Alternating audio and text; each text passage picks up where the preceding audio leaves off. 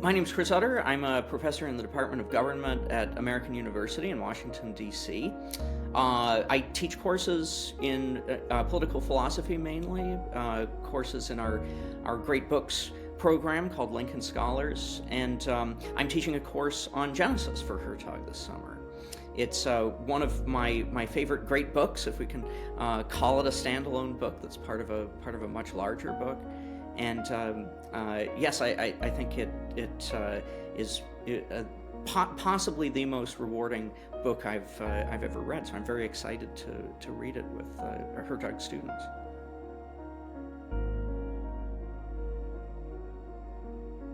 When I have assigned Genesis in the past, in the Examined Life course that I teach regularly in our Lincoln Scholars Great Books certificate program at American University, the conversations with students have been some of the best that I've ever had in my entire teaching career. And I think one of the reasons for that is that Genesis, the Bible in general, but Genesis in particular, is incredibly rich in all sorts of ways, but not only as the beginning of the Torah and the Christian Bible as a religious text, but also as a profoundly philosophical text as well. And I have found that the closer you read it, the more questions that you ask about the structure and little details that you might gloss over at first, the richer it becomes and the more rewarding. So, for example, there is, if you're a kind of biblical skeptic and you read the first chapter of Genesis, you might notice that God creates light before the sun, before anything that generates light, right? And you might say, oh, well, these people who wrote the Bible must have not been very bright, right? But obviously, people in biblical times, as people now, realize that anywhere where there's light, there's something that generates light. And so maybe there is another reason why why light is separated from darkness on the first day, and then why the light providing things like the sun and the moon and the stars are created on the fourth day, right? And when you think about that, okay, well, maybe this isn't an account of creation in a temporal way. Maybe it is an account of creation that shows some sort of taxonomy, some sort of order to the whole. And so if you think about that, you might notice that, or you might be led to ask, are there any commonalities among the things that are created in the first 3 days and then the second 3 days, days 1 through 3 and 4 through 6? And I think there is. So in the first 3 days, we have the creation of light, separation of light from darkness, the separation of the heavens from the earth, and the creation of plants from out of the earth. And what these seem to have in common is they don't move from place to place. But with the second 3 days, we have things that do move from place to place, right? The sun moves across the sky, as does the moon and the stars. Birds, fish, beasts, right? Animals, land animals, and human beings all move around. So there does seem to be some sort of order implied here. This might lead you to other questions, like, okay, if there's a parallel between the first 3 days and the last 3 days, as there seems to be, the first thing created is light on the first day. First thing on the fourth day is the sun. So then this is a problem, right?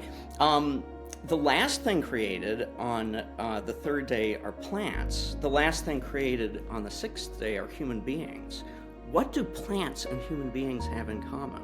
The Bible says that of both, of plants, that plants produce fruit, right? And we do too, in a way. We make things. Maybe that's the we make things in a way that animals don't, right? I suppose. The other thing that struck me is maybe plants kind of strive upward toward the sun, and we have upright posture. Maybe that is another similarity. But anyway, this is just a kind of example of the richness that is contained in the Bible. Once you take it seriously, almost like a Platonic dialogue, I find. If you just like in the Republic, if you ask why in the first book, why Thrasymachus blushes, why add this detail? What does that reveal about his character and about what he says about justice, his definition of justice? Those sorts of questions, if you ask them of the Bible too, I think lead to similarly rich insights about what's going on in the Bible, but not just to learn about what the Bible says, but to learn from the Bible about maybe our place with respect to plants and animals and the whole.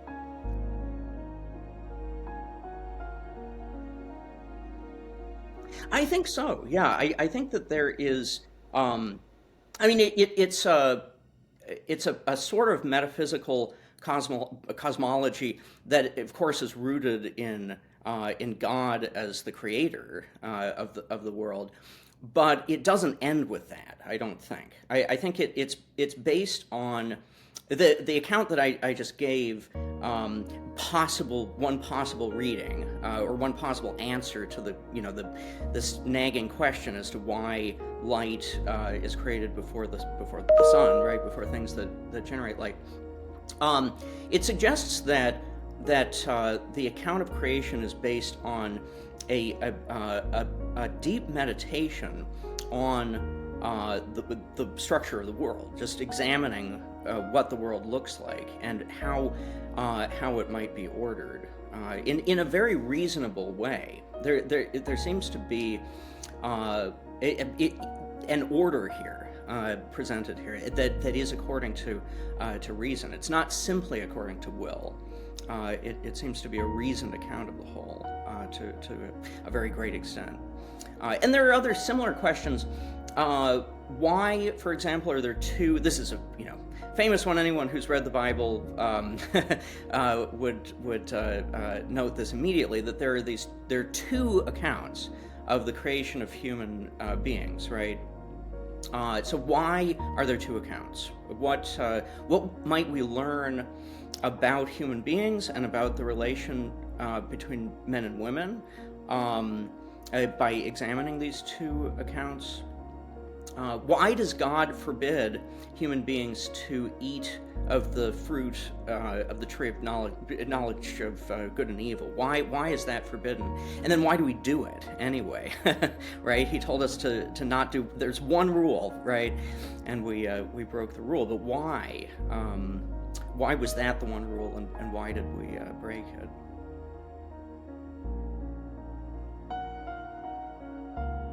Yeah, I think they absolutely do. And this is the sign of a great book. What's the definition of a great book or a classic text, core text, however you want to describe it?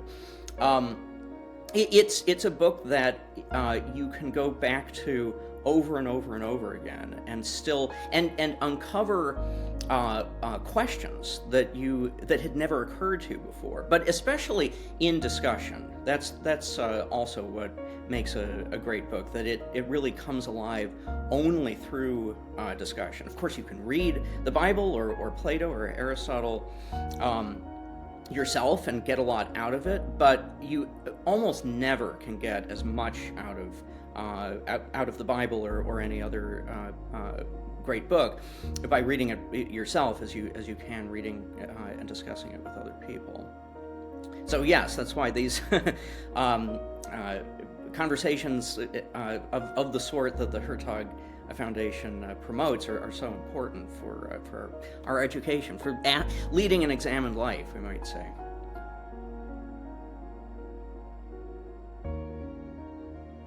I think it is noting that what God is forbidding us to do in the Garden of Eden is exactly what Socratic philosophy does, right? Or at least it might seem to be. And that's a question, right? So God forbids us to eat the fruit of the tree of knowledge of good and evil. That looks like God forbidding us to try to figure out what is good and evil by ourselves. In other words, it seems like God is forbidding us to do what Socrates does, ask what virtue is, of himself and of other people. Then again, in the Apology, Socrates says that when he goes around to the politicians and the poets and the manual craftsmen, asking what virtue is, what the noble and good is, he says he's following the command of the oracle, in a sense, or he's trying to refute the oracle, actually, but who says that he's that no one is wiser than Socrates, right? But there is a certain interesting common ground there. That I wonder if there is a compatibility between asking what virtue is in a Socratic way and learning from the Bible, asking that question of Genesis. In fact, what does it mean to live a good life? And so, right, I think that there is a certain sort of aha moment when I propose that kind of seeming contradiction between Socratic philosophy and Genesis, especially. In various ways, the Bible striking, especially the first few chapters, right, have many kind of parallels or connections to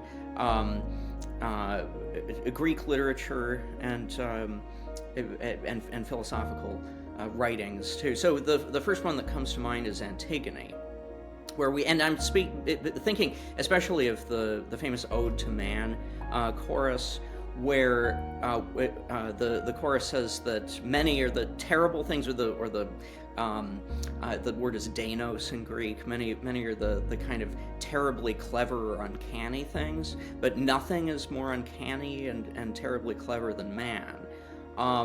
And the chorus really seems to be about the fact that we're terribly clever insofar as we use our mind to make things that help us live in the world. In other words, it seems to be a kind of account of human nature in light of technology, of the fact that we make things. And in Genesis, that seems to be at the root of what being human is as well. We immediately after we break God's command, we eat the fruit of the tree of knowledge of good and evil, we realize that we're naked, and we make the first technological artifact, clothing. But it's out of leaves, right? God then gives us animal skins, right? But it's only after leaving the Garden of Eden that we really start to make even more technology. It seems like this is when the first city is founded. We have agriculture in the story of Cain and Abel, and we of course also have the first murder. And so it seems like the Bible, Genesis in particular, is partly, especially the first 11 chapters, is kind of a story of the connection between our fallenness, we could say, and technology, and the use of technology. And it seems like the chorus in Antigone, Sophocles is suggesting something similar, that there's a connection between our terribly clever nature and our technological nature as well. So that's one connection. Another striking similarity or connection between an aspect of Genesis and a work of Greek philosophy is the Symposium. I'm thinking in particular of the very sort of funny creation story I suppose, right, exactly, Aristophanes' speech, where he talks about the circle people who are divided, right, in half by Zeus because we make an attempt on the gods, right? So to hold us back, and that creation by division is very much present in Genesis 2. God creates in the first 3 days by division, but then it seems like even though the earth brings forth plants and animals, and God Himself therefore only indirectly creates them, it seems like there is still a sort of division at work. When God creates us, for example, when He creates woman from man's rib, that's a sort of division too. And so I wonder if, well, anyway, I think that account in Aristophanes' speech has a lot of similar kind of elements to the story, the creation story in Genesis 2, that are fruitfully compared, I think.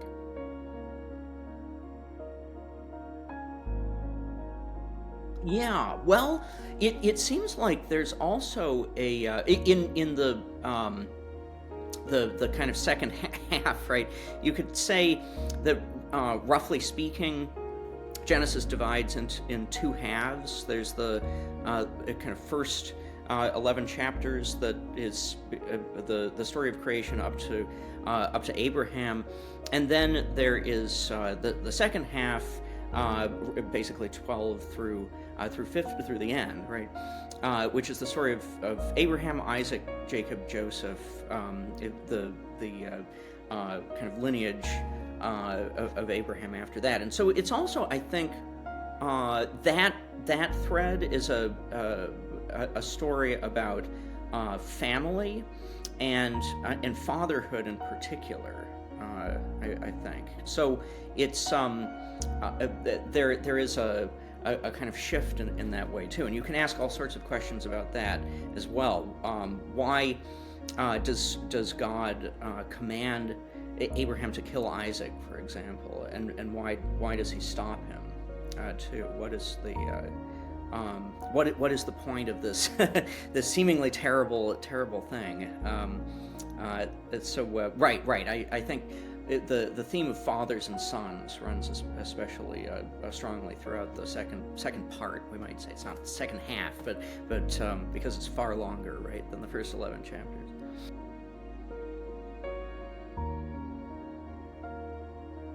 Yeah, and I've wrestled with this. What translation to assign for this class? And I think there are several possibilities, but the main thing is to have one that that has a good kind of editorial apparatus, let's call it, with notes explaining, or at least helping us to have begin to have some understanding of the difference between the Hebrew original and the English translation, and the maybe some things that might be lost in the English translation. So, for example, thinking of at the beginning, let's see, when God creates human beings in the first creation. Let me just read this part, right? This is verse 27. He says, "So God 1:27, that is. So God created humankind or mankind in His image. In the image of God, He created him or them, male and female. He created them." So Alter, for example, translates that as in the image of God, He created him, and then male and female, He created them. And it's very important, that distinction, for our interpretation, whether you translate both of the words as them, or one as him, one as them. because the suggestion seems to be that we are at one time at once individual, but also plural. And what sort of plural are we? Are we plural in the sense of a plural species in the sense of having two sexes, or are we plural in the sense of being social? That we're both individual and social somehow in this seemingly and problematically contradictory way, right? That leads to all sorts of problems. It might be all of the above. All of that might be intended. But right, this is a problem of translation, and so we have to have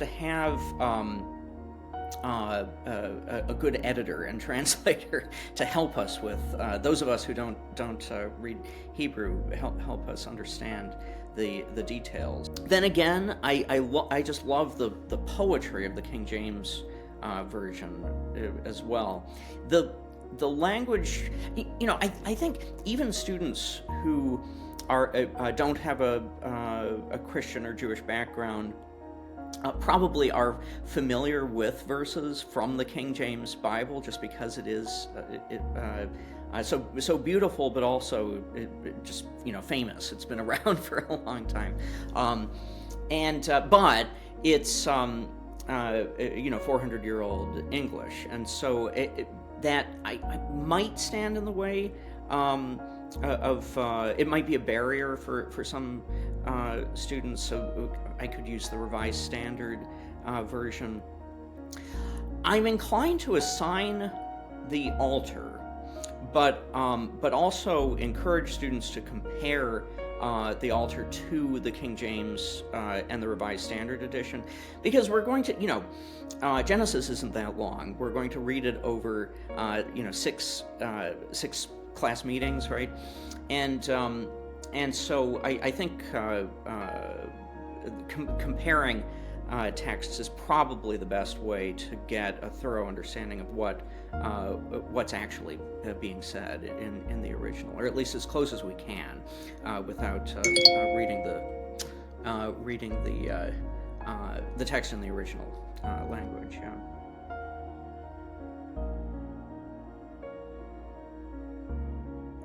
I'll make the case in two ways. As an end, reading Genesis as an end in itself, and as a means to other ends. I think that if you're trying to live an examined life, you have to read Genesis. It is, as I mentioned at the beginning, it provides the basis for one of the most profound reflections on what it means to be a human being, in relation to each other, in relation to the world, and in relation to an order that might be created, right, and to the Creator. The most profound reflection on those questions that I know of. And it's an alternative reflection on those questions to reading Plato and Aristotle. I think that there is more common ground than someone might think, but reading Genesis, reflecting deeply on it, and comparing it to, say, the Apology of Socrates, Plato's Apology, or the Nicomachean Ethics is extreme. It reveals, reading Genesis alongside those texts reveals aspects of the Apology and the Ethics and many other Greek works that you might not notice reading them alone, and vice versa. In terms of a means to an end, I'd say it's almost impossible to understand works as different as Augustine's Confessions and Nietzsche's Thus Spoke Zarathustra, or the Genealogy of Morals, without having some understanding or some at least some familiarity with the Book of Genesis. That basically the entire Western tradition, after the the ancient Greeks, right, is responding in some way to the Bible, is in conversation with the Bible, and with in conversation with Genesis in particular. So I think you can't really engage with the Western philosophical tradition without reading Genesis, without having some familiarity, and I would say a pretty solid familiarity and deep reflection, familiarity with and deep reflection on Genesis.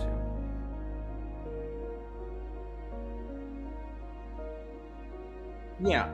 Well, I think there are a number of assumptions, or at least kind of possibilities that we might have to table in order to take Genesis seriously, in order to question it in the way that I think is necessary. On the one hand, we have to approach it, I think, as a text that we can learn from, and not something that we already know all about. So I'll say what I mean by that is, in the example that I gave before of there being seeming contradictions, like the fact that there are two accounts of creation, one where men and women are created together, and then one where man is created first, seemingly, and woman is created from him. We might dismiss this as, well, there were multiple maybe manuscripts that were cobbled together at some point. That sort of kind of historicizing of the Bible, I think, does stand in the way of much more interesting possibilities of interpretation, and much more fruitful possibilities, and I dare I say likely possibilities. It might have occurred to someone before, 200 years ago, that these two accounts of creation seem to contradict each other, and people might have thought that there are other interpretations than this simply being cobbled together from different manuscripts. Yes, and the other maybe another assumption, it does have to do with the 14 billion year old age of the universe, which seems to contradict this account of creation. If we say that, well, the account of Genesis can't possibly be true because the Earth is 14 billion years old, we're assuming that the account we are given in Genesis is simply a kind of genealogical or temporal account, which is limiting to our interpretation. This leads to another, from the other side, a possible interpretation that at least it's helpful to table, which is reading Genesis literally. I think that you can read it literally, of course, but that it invites alternative non-literal interpretations.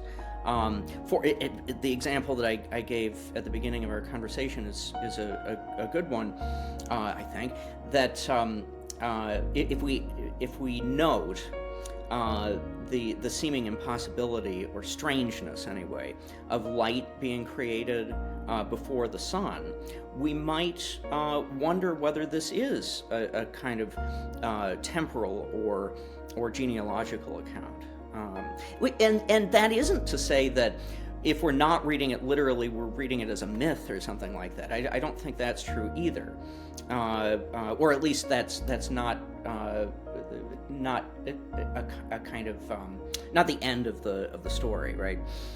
It might be an account that is an account of the whole as an order, but presented in this way as ordered by God, right?